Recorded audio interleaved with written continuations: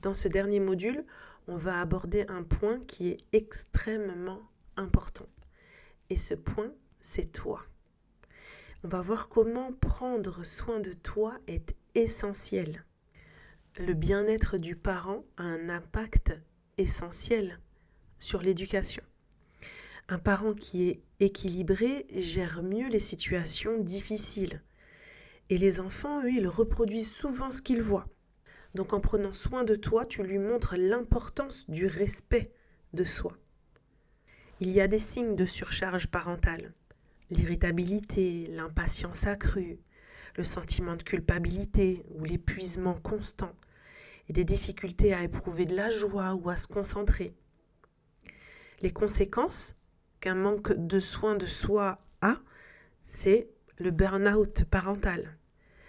Les relations qui sont tendues avec les enfants ou avec le partenaire, les risques de comportements réactifs ou disproportionnés. Est-ce que tu es concerné par cette situation ?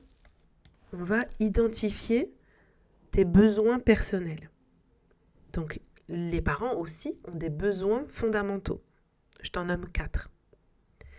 Les besoins physiques, le sommeil, l'alimentation, une activité physique. Les besoins émotionnels, reconnaître ses émotions et trouver un soutien. Les besoins sociaux, avoir du temps pour soi, des interactions avec d'autres adultes. Et des besoins mentaux, la stimulation intellectuelle, l'apprentissage. On va faire un petit exercice pour évaluer tes besoins.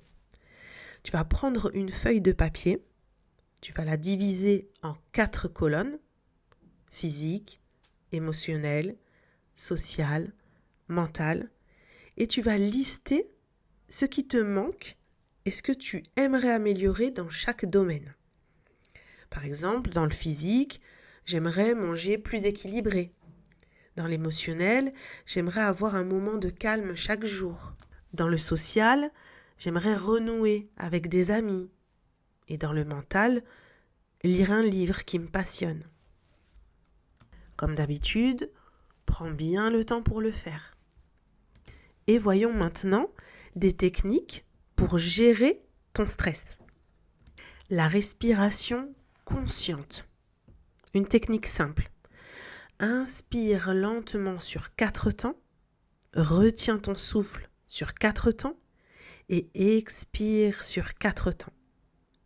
Ça a comme effet de diminuer le rythme cardiaque et ça va apaiser ton esprit.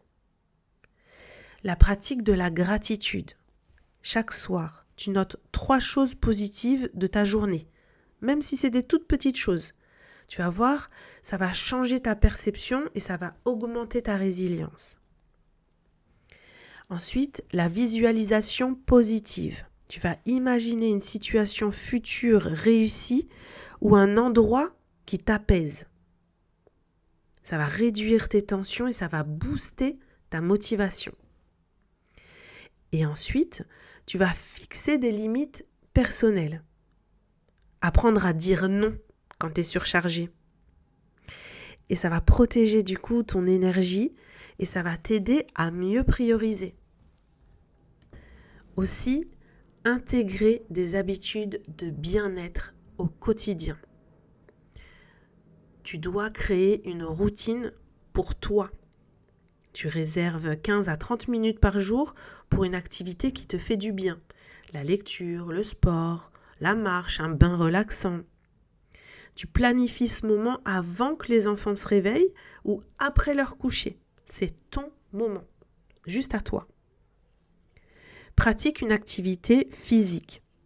Tu intègres du mouvement dans ta journée, même si c'est 10 minutes. 10 minutes, ça suffit. Ça réduit ton stress, ça améliore ton humeur et ça booste ton énergie. Accorde-toi des pauses régulières. Divise ta journée en blocs de 90 minutes et fais une pause de 10 minutes entre chaque bloc. Ça évite ton surmenage et ça augmente ta productivité. Entoure-toi d'un réseau de soutien. Partage tes expériences avec d'autres parents. Rejoins des groupes de discussion et demande de l'aide à ton entourage. Ça va diminuer ton sentiment d'isolement et ça va offrir des perspectives nouvelles. Passons maintenant à l'activité pratique. Tu vas créer ton plan de soins personnels. Réfère-toi au petit document habituel, celui du module 4. Le petit exercice qu'on a fait tout à l'heure, tu prends bien le temps de le faire. Tu mets cette feuille affichée devant toi, un endroit où tu la visualises bien. Et tu prends le temps chaque jour de revenir y jeter un petit coup d'œil et appliquer ce que tu y as noté. Prendre soin de soi, c'est une condition qui est nécessaire pour être un parent bienveillant et pour que tu sois disponible pour tes enfants. C'est pas égoïste, hein. C'est une preuve d'amour envers toi-même et aussi envers ta famille. Si tu es bien, le foyer sera bien. Je vais te donner un petit job pour les jours à venir. Tu vas mettre en pratique une action bien-être cette semaine, ok ? Et tu vas observer l'impact que ça a sur ton état d'esprit et l'impact que ça a aussi sur ta famille et sur tes enfants. N'hésite pas, comme on l'a vu précédemment, à noter l'action que tu as faite et ce que ça a impliqué. Ça te permettra de voir concrètement les progrès qui ont été réalisés.